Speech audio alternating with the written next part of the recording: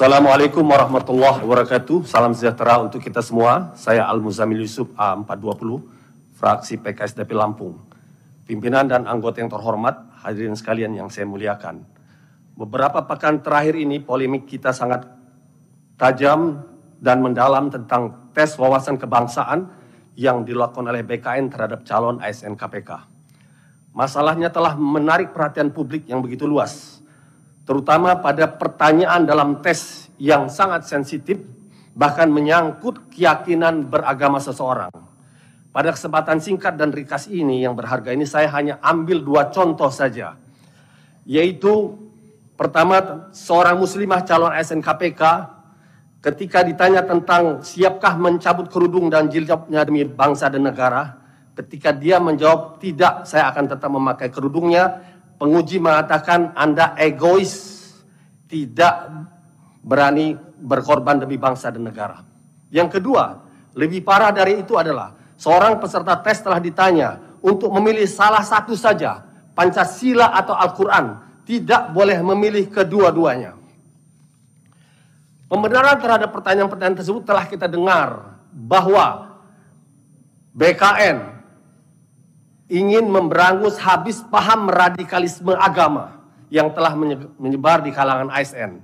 Dengan alasan tersebut, BKN tentu merasa telah menyelamatkan negara, pemerintah dari bahaya besar. Padahal yang sesungguhnya terjadi, BKN telah menciptakan bahaya yang lebih besar. Pertama, mengabaikan sikap negarawan founding fathers kita yang arif dan bijaksana, menyandingkan sila pertama ketuhanan yang Maha Esa dengan sila ketiga persatuan Indonesia dengan harmoni di dalam Pancasila.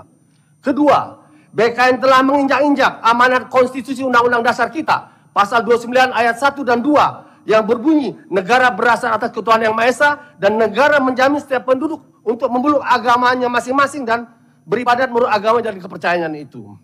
Maka niat BKN untuk memerangi radikalisme agama berubah menjadi kebijakan terorisme terhadap keyakinan umat beragama, khususnya umat Islam yang dikonfrontir untuk memilih Pancasila atau agama, Pancasila atau Al-Quran. Seakan-akan orang yang memilih Al-Quran, dia tidak Pancasilais. Saya tidak bisa membayangkan tes wawasan kebangsaan ini kalau kita tolerir, kalau kita legalkan, akan seperti apa generasi bangsa kita ke depan.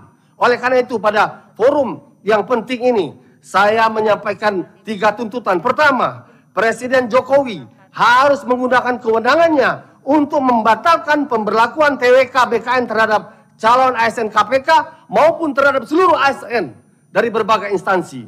Kedua, Presiden Jokowi perlu segera membentuk tim TWK dari tokoh lintas agama, tokoh akademisi pakar yang tidak anti agama untuk menyusun TWK yang sesuai dengan Pancasila dan konstitusi kita.